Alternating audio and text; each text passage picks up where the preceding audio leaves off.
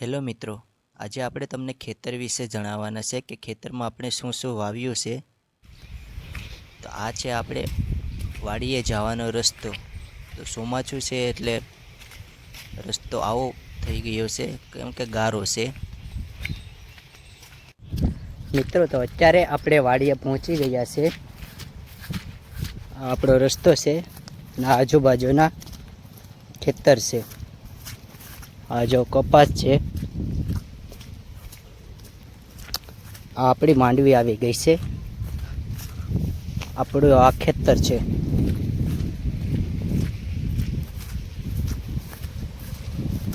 આ બાજુવાળાનું છે અને આ આપણું ખેતર છે. આ જો અત્યારે આપણી માંડવી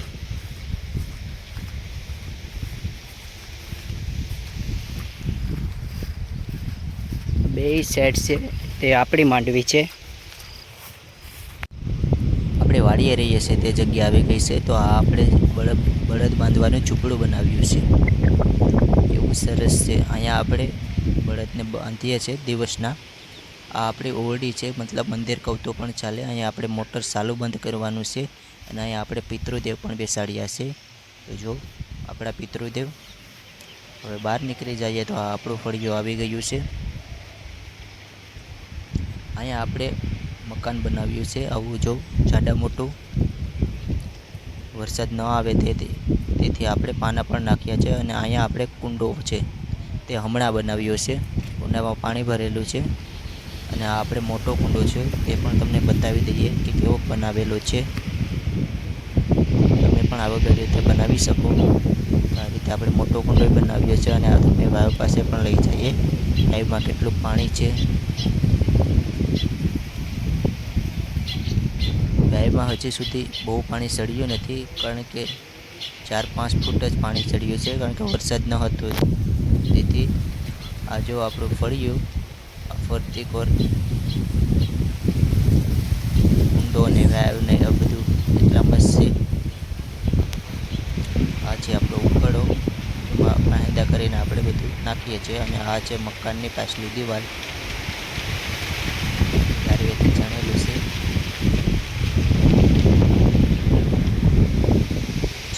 બંને સાઈડ માંડવી છે અને અહીંયા આપણે બકાલાનું વાવ્યો છે. આપણું બકાલું છે જો ભીંડા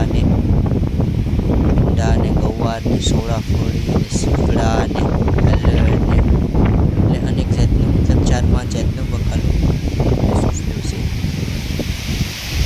આ જો સીફડું ખાવું હોય તો કોમેન્ટમાં જણાવો, મોકલાવી દઈશ.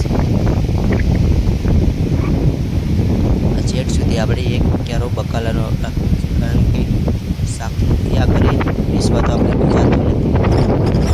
આ જો 2017નો વાવાઝોડું આવ્યું હતું તે માટે નારેલી. મિત્રો, પવન હોવાથી થોડુંક સાંભળવામાં તકલીફ થશે, તો માફ કરી દેજો.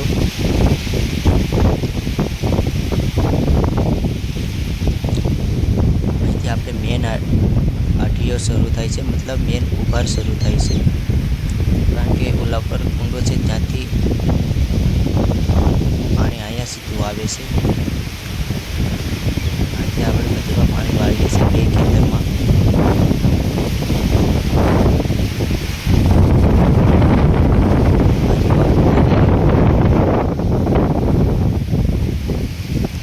વરસાદ ઓછો હોવાથી માંડવીમાં થોડું કેવરાયું છે, કારણ કે હમણાં 6-7 દિવસથી વરસાદ થયો છે. બાકી તો પહેલાં કંઈ વરસાદ નહોતો, તેથી આપણે 2 પાણી વાળ્યા હતા. માંડવીને 2 પાણી વાળ્યા હતા. તો મિત્રો, આજનો વિડીયો આપણો અહીંયા પૂરો થાય છે. વિડીયો સારો લાગ્યો હોય તો લાઈક, કોમેન્ટ, શેર અને સબસ્ક્રાઈબ કરવાનું ભૂલતા નહીં. આવા જ વિડીયો જોવા માટે આપણી ચેનલમાં તમને કન્સ્ટ્રક્શન વિશે, ખેતર વિશે અનેક જાતના વિડીયો જોવા મળશે. અને નેક્સ્ટ વિડીયો